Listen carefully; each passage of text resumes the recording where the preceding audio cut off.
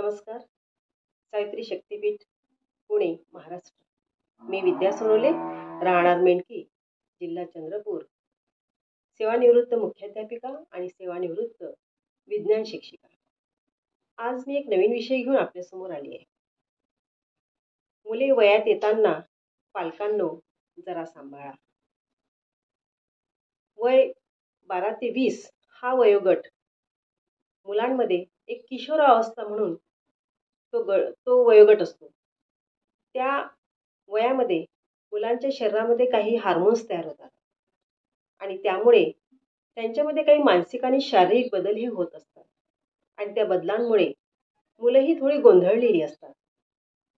आणि त्या वयामध्ये आपल्याला असं वाटतं की आधी आपण थोडं रागवलं किंवा काही म्हटलं तर मुलं गप्प राहायची, परंतु आता मात्र खूप चिडचिड करतायत, आपलं ऐकून घेत नाही आहे, आदळआपट करतायत. असं तुम्हाला जाणवतं. त्यावेळेला तुमची सुद्धा चिडचिड होते आणि वेळ प्रसंगी तुम्ही मुलांना रागवणं, मारणं अशा प्रकारे होत असतात. परंतु यामुळे होतं काय? होतं उलटच. मुलं तुम्ही असं वागल्यामुळे आणखीनच तुमच्यापासून दुरावली जाऊ शकतात आणि म्हणून आपल्याला थोडंसं आपल्यामध्ये सुधारणा करणं गरजेचं आहे. कारण या शरीरात निर्माण होणाऱ्या हार्मोन्समुळे मुलांमध्ये खूप लवकर राग येणे, चिडचिडेपणा येणे, मनासारखं झालं नाही तर हातपाय आपटणे, दरवाजा आपटणे, आपल्याला खोलीमध्ये बंद करून घेणे, खूप जोरजोराने रडणे असे प्रकार हे होत असतात. आणि म्हणून या वयामध्ये होणाऱ्या बदलांमुळे त्या मुलांशी तुम्हाला प्रेमाने वागणं गरजेचं आहे. आपल्यामध्ये जो आधीपासून त्या मुलांविषयी जो तुमचा समज होता, तो समज आता थोडासा बदलायला लागेल. आणि त्यामुळे मुलांची तुम्हाला आता मित्र बनणे आवश्यक आहे. मुलींची मैत्रीण बना आणि तेव्हाच तुम्हाला त्यांच्या मनातील ज्या काही गोष्टी आहेत, समस्या आहेत, त्या तुम्हाला जाणून घेता येतील आणि तुमच्याशी मनमोकळेपणाने ते सांगतील सुद्धा. सध्या तुम्हाला आता काही बदलही तुमच्यामध्ये करून घेणं गरजेचं आहे. तुम्हाला 3 मुख्य बदल करणे गरजेचं आहे. एक पहिला म्हणजे मुलांना शारीरिक इजा करायची नाही. त्याचं एखाद्या वेळेस चुकलं असेल तर त्याच्या अंगावर धावून जायचं नाही, त्याला मारायचं नाही. त्यामुळे मुलगा आणखीनच चिडखोर बनेल आणि तुमचं अजिबात ऐकणार नाही. वेळ प्रसंगी तो एखादा आत्महत्या मी करून टाकेल अशा प्रकारची धमकी तुम्हाला द्यायला लागेल. म्हणून शारीरिक इजा करू नका. दुसरी गोष्ट एक पाळायची ती म्हणजे मुलांना शाब्दिक इजा करू नका. तू असाच आहेस, तुला काही समजतच नाही, तुला अभ्यासच येत नाही, त्यांचा मुलगा किती छान अभ्यास करतो आणि तू तसाच आहे, तुझ्यामुळे सगळं घडतं. अशा प्रकारे जर तुम्ही बोलत असाल तर त्याला आणखीनच वाईट वाटायला लागेल आणि त्याला असं वाटेल की माझ्यावर कोणी प्रेमच करीत नाही, माझ्याशी कोणी प्रेमाने बोलतच नाही आणि त्यामुळे त्याला एकटेपणा जाणवायला लागेल.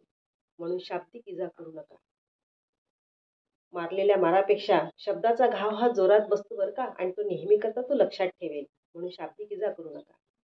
त्याचबरोबर तिसरं म्हणजे भावनिक इजा. लहान असताना जसे काही तुम्ही शिक्षा केलेल्या असाल तशा शिक्षा आता करणं जमणार नाही.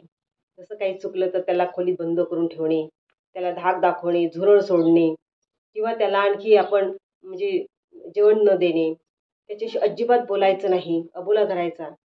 अशा प्रकारचं जे आहे त्याच्यामुळे त्याला भावनिक इजा ह्या होत असतात. त्याचं मन हे दुखावलं जातं आणि म्हणून अशा प्रकारच्या इजा आता करणं बंद करायचं. दिवसेंदिवस मुलांमध्ये होणारे हे जे बदल आहेत, वय वाढते आहे, त्याचा अभ्यास पण वाढतो आहे, वरच्या वर्गात तो जातो आहे. अशा वेळेस तुम्हाला संयमाने वागणं हे गरजेचं आहे. मित्राप्रमाणे वागा, तेव्हाच त्यांच्या मनामध्ये तुमच्याविषयी विश्वास निर्माण होईल आणि कोणत्या प्रकारची गोष्ट जर घडली बाहेर तरी पण तुमच्यापर्यंत ते सांगतील आणि त्यावर काही ना काही तोडगा हा काढता येईल. म्हणून मित्र बना.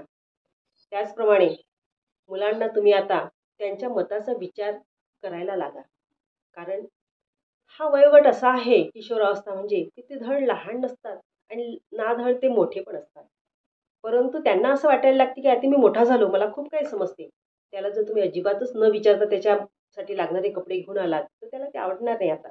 आणि म्हणून त्याच्या आवडीनिवडीचा पण विचार करा.